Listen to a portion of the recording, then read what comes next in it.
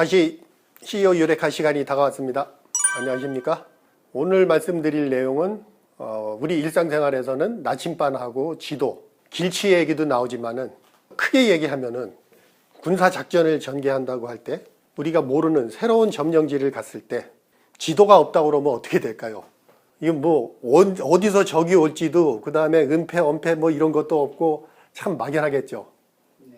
그렇기 때문에 우리가 지도가 필요하죠. 근데 지도에는 보면은 동서남북, 뉴스가 원래 그거잖아요. 북동, 서남. 이 가리켜주는 나침반이 있어야 되죠. 그럼 나침반이 없으면 암만 지도가 있더라도 동서남북 방향을 잡을 수가 없죠. 그나마 해가 떠 있는 낮이라고 할 것 같으면 뭐 나무의 이파리가 무성하든가 뭐 어느 쪽으로 기울어져 있든가 아니면 그림자 지는 방향 이런 것들을 보고서는 찾을 수 있고, 옛날에 항해하던 사람들은 밤이 되면은 별자리를 보고서는 항해를 했었죠. 근데 만약에 안개가 자욱하게 꼈다 했을 때는 구별할 수가 없죠. 어느 만화에선가 보니까 나오대요. 옛날에 나침반을 먼저 발명한 군대는 그 나침반을 보고 방향을 잡을 수 있었기 때문에 안개가 자욱한 오리무중 상황에서도 자기들이 정한 목표대로 진군을 해서 방향을 못 잡고 갈피를 못 잡는 적군을 갖다가 섬멸했다 하듯이, 나침반이라고 하는 거는 우리한테 있어서 방향을 제시해 주는 거죠. 동서남북 어디로 가야지 되는지 방향을 제시해 주는 거고, 지도라고 하는 것은 우리가 그 방향으로 가기 위해서 어떤 길을 선택하는 게 좋을지, 왜냐하면은 장애물도 있을 테고 계곡도 있을 테고 높은 산을 만날 수도 있고, 이런 것들을 지도를 통해서 미리 보고 최적의 길이라든지 제일 우리한테 유리한 길을 찾아가는 이러한 역할을 하는 거겠죠.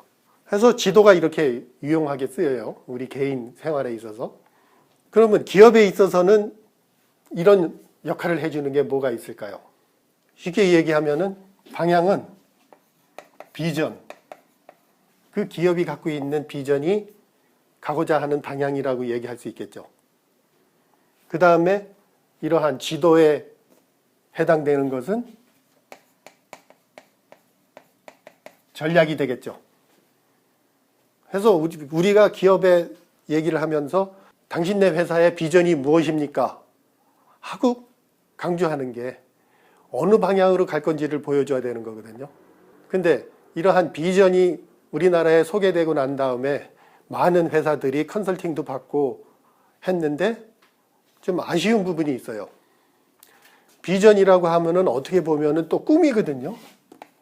우리가 이루고자 하는, 또는 그 기업이 달성하고자 하는 꿈. 그래서 직원들하고 같이 공유하면서 가야지 되는 방향과 목표, 목적을 갖다가 얘기하는 것인데, 요즘 간간히 발표되는 그 기업이 새로운 몇 년을 내다보면서 비전을 제시했을 때 매출 얼마 달성, 이러한 얘기들이 나오거든요.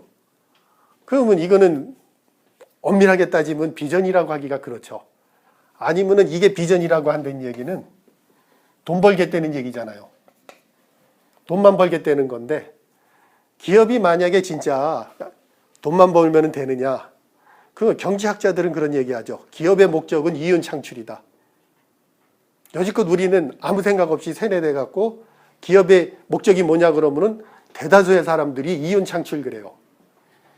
근데 우리 그 1세대 창업을 했었던 고 정지영 회장이나 이병철 회장이나 구자경 회장이나 이런 분들 얘기를 들어보세요. 기업의 목적이 돈 버는 게 아니었죠. 무슨 사업 보국이라든지 인재를 양성한다라든지 이런 거였거든요. 그리고 옛날에 개성상인이라든지 외국의 그 유명한 대기업의 회장이나 이런 분들도 경영이라는 것은 사람을 남기는 거다, 이런 식으로 해서 사람하고 관련된 게 많이 있고, 그 다음에 비전 자체도 언제 어디서나 인류들이 서로 소통할 수 있도록 하겠다 하는 무선통신회사 그런 것도 있고, 그렇게 좀 더 방향성과 꿈을 나타내야 되는데 돈을 벌겠다는 것이 딱 먼저 나오게 되면 이게 행동이 달라지게 되죠. 돈은 벌 수도 있고 안 벌 수도 있다. 그렇게 생각하는 거하고 무조건 돈 버는 거하고 그 페이스북의 마크 저커버그나 흔히 실리콘밸리의 그 유명한 IT 뭐 대기업에 해당되는 창업자들이 공통적인 얘기는 돈 벌려고 시작했다고 안 그러죠. 뭔가 인류에 도움이 되는 뭔가를 하려고 하다 보니까 어느 날 내가 이렇게 돈을 번다.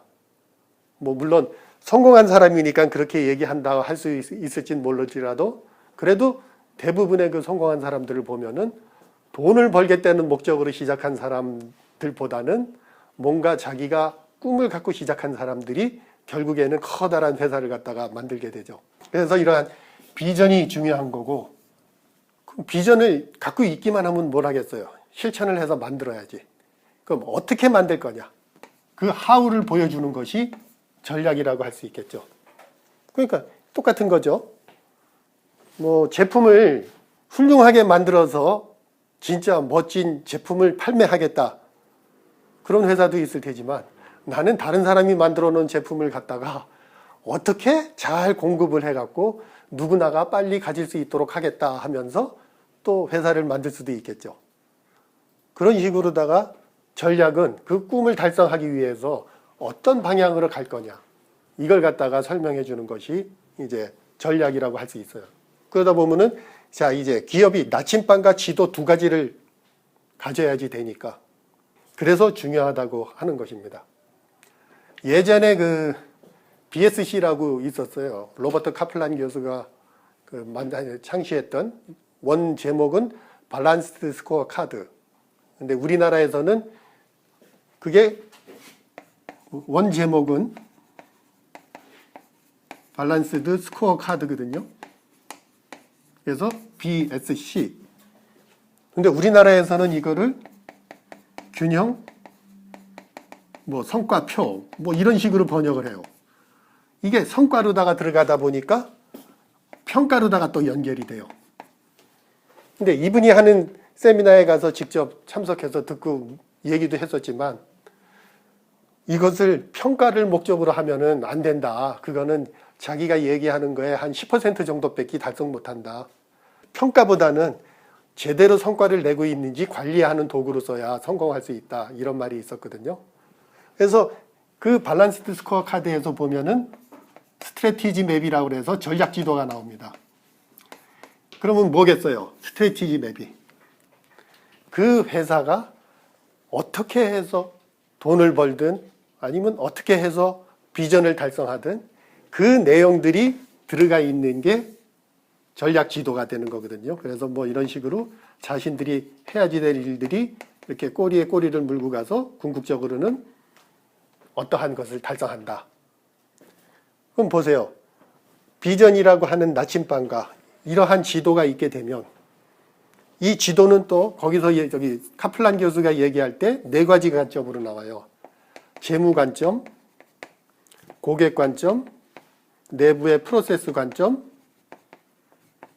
그 다음에 이걸 하기 위한 학습하고 성장 관점. 결국 돈만 벌려고 매진하지 말고 재무적인 성과를 내기 위해서는 고객 만족을 해서 벌어야 되고 고객을 만족시키려면은 우리 내부가 운영 역량이 있어야지 되고 그걸 하기 위해서는 길게 직원들을 교육을 시키고 양성을 해야지 된다 하는 이러한 내용들이 딱 들어가 있는 게 지도가 되겠습니다. 그래서 이 개념을 처음 설명하면서도 나왔던 얘기가 뭐냐면은 대기업의 CEO들이 자기가 출장을 가다가 서류 가방을 만약에 분실을 했을 경우 서류 가방 분실하거나 그 안에 있던 내용물들은 문제가 안 되는데 그 가방 안에 들어있던 이러한 전략 지도를 잃어버렸다고 할 것 같으면은 그거는 자기한테는 엄청난 타격이다. 상대방이 보더라도 우리가 뭘 어떻게 하려고 하는 건지가 나오고 해서 이게 상당히 중요하다고 강조를 했던 일화들도 있습니다. 그래서 아무리 이제 그 기업이 수명이 연장이 되고 그 다음에 건강검진을 통해서 체력을 튼튼히 했다 하더라도 제대로 된 정신과 제대로 된 방향을 잡지 못하게 되면은 어디로 갈지 모르게 되죠. 그러면 오히려 힘만 넘치고 자기가 뭘 하고 있는지를 모르는 상상하기 힘든 상황이 생기게 되는데 그런 걸 방지하기 위해서 결국은 비전하고 전략 이것을 다시 한번 점검해 보시는 게 회사의 지속적인 성장을 위해서 필요한 것이 됩니다. 많은 회사들이 특히나 초반에 무서울 정도로 성장하는 회사들을 볼 것 같으면 이런 것들을 다지거나 제대로 할 시간 없이 그냥 성장 일변도로만 달리다 보면은 어느 날 경고음이 들어오면서 일순간에 와르르 무너지는 사례들을 우리가 많이 봐왔고 지금도 그런 사례들이 발생하고 있는 거죠. 그래서 이 두 가지 회사가 가고자 하는 방향 그 다음에 그것을 어떻게 효율적으로 할 것인가 해서 그 비전과 전략을 왜 중요시해야지 되는가 그것을 다시 한번 되새겨 보시기 바랍니다. 네, 오늘 여기까지 마치겠습니다.